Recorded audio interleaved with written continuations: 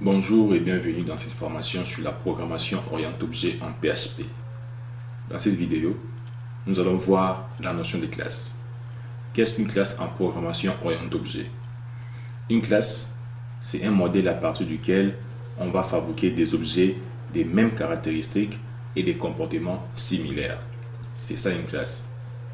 Comme une classe fabrique des objets, sachez que un objet est le résultat d'une classe. Pour bien illustrer cela, une classe, il faut imaginer un moule à partir duquel on ferait plusieurs gâteaux. Si votre moule est rond, tous les gâteaux que vous allez faire dans ces moules vont être ronds. Par exemple, vous pouvez faire un gâteau rond au lait, un gâteau rond à la banane, un gâteau rond au chocolat. Chaque gâteau peut être décoré à sa façon et chaque gâteau peut avoir sa propre couleur. Dans la programmation orienté-objet, c'est les mêmes concepts. C'est-à-dire, on va créer un moule et à partir de ces moules, on va créer des objets. Sachez que un moule, c'est ce qui représente une classe. Et les résultats de la moule, de la classe, c'est ça l'objet. Je pense que vous avez compris avec la définition que j'ai donnée, avec l'exemple que j'ai donné d'un gâteau. Maintenant, on va pratiquer pour mieux encore comprendre tout ce qu'on vient de dire. Ce qu'il faudrait avoir pour travailler avec moi, il faudra avoir votre éditeur des tests. Ici, moi, j'ai VS Code. J'ai encore mon XAMPP côté serveur. À part ça, il n'y a rien d'autre. S'il faudra ajouter avec les temps, on va ajouter par rapport au travail. Mais pour l'instant, il faudrait juste avoir ces deux éléments. J'ai créé un dossier POO et maintenant je vais créer mes dossiers à l'intérieur de ces fichiers, à l'intérieur de ces dossiers. Je clique ici, dossier, j'appelle ça APP. Dans le dossier APP, je vais créer un sous-dossier que je vais appeler contrôleur. Et dans les fichiers, dans les dossiers contrôleur, je vais créer un fichier que je vais appeler animal. Animal.php. Parfait. Donc, ici, c'est bon. Ici, à l'extérieur, je vais créer un dossier que je vais appeler roots.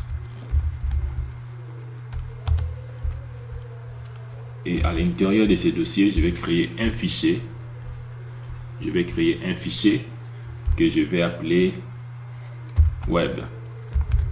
Web.php. Parfait.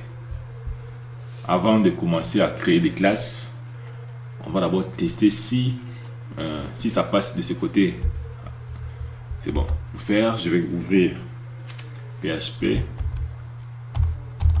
Je fais un test. Donc, je vais juste afficher un message. Je fais XM. J'enregistre.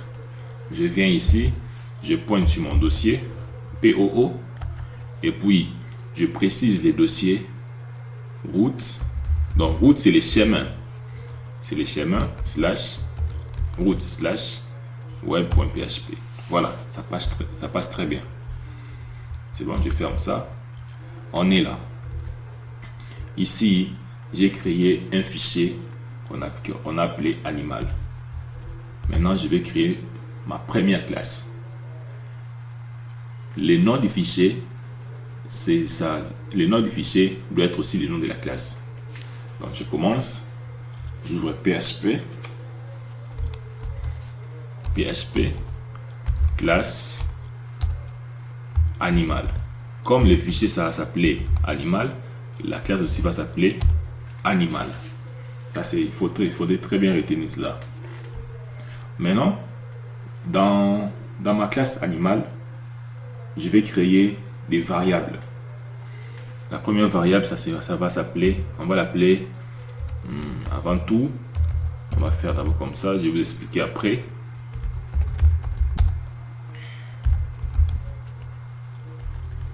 String name. Donc, je vais créer ma variable, ça sera private private $name. Voilà. À la ligne, point virgule, faut pas oublier le point virgule. Encore string description. Deuxième variable, ça va s'appeler description. La description, je crée private $description. Description. Voilà, point virgule. Encore int comme entier. Donc ici, ça sera l'âge. Ma variable âge. Private toujours $âge. Voilà. Voilà. Ici, ça, on appelle ça commentaire ou documentation. Donc, on appelle ça documentation. Ça aussi, on appelle ça documentation. Et sachez qu'une classe contient des propriétés. Comme ici, nous avons 3 propriétés. On appelle ça propriété ou attribut. Donc, la classe animal a comme 3 propriétés ou 3 attributs. Private, nous n'allons pas aborder dans cette vidéo. Mais dans les vidéos précédentes, je vais en parler en détail. Donc, dans cette vidéo, on était basés sur la classe. Nous avons créé notre fichier animal et notre classe. Dans l'intérieur du fichier animal, nous avons créé notre classe animal aussi. Une seule classe par fichier, c'est-à-dire le nom du fichier doit être identique que le nom de la classe. Sachez aussi que le nom du fichier doit être toujours en majuscule. Donc comme ici, le nom du fichier animal, ça doit toujours être en majuscule. Et le nom de la classe aussi, animal ici, doit être toujours en majuscule. Sachez que les propriétés ou attributs d'une classe sont toujours déclarés en private. Donc comme ici, nom, description, âge, ce sont des propriétés de notre classe animale. Et les propriétés sont toujours déclarées en private. S'il y a des développeurs ou les programmeurs qui les mettent en public, c'est peut-être un choix délibéré. Mais ça doit toujours être en private. Donc si ce n'est pas un choix délibéré, peut-être c'est une erreur qu'ils commettent, ils ne savent pas. Mais retenez que ça doit toujours être en private. Voilà.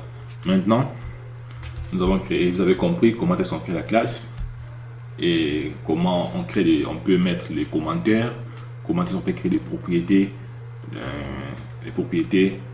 et comment est-ce qu'on peut aussi. J'allais dire quelque chose encore. Vous avez vu ici, nous avons créé notre classe avec 3 propriétés. Mais nous avons aussi la possibilité de créer un seul private avec toutes ces propriétés au même moment. Donc, je peux effacer tout ça. Je viens ici. J'écris name. Je suis ici. J'écris name. Virgule. Deuxième propriété, c'était description. CTRL B. Voilà. Description. Virgule. Troisième propriété, c'était âge.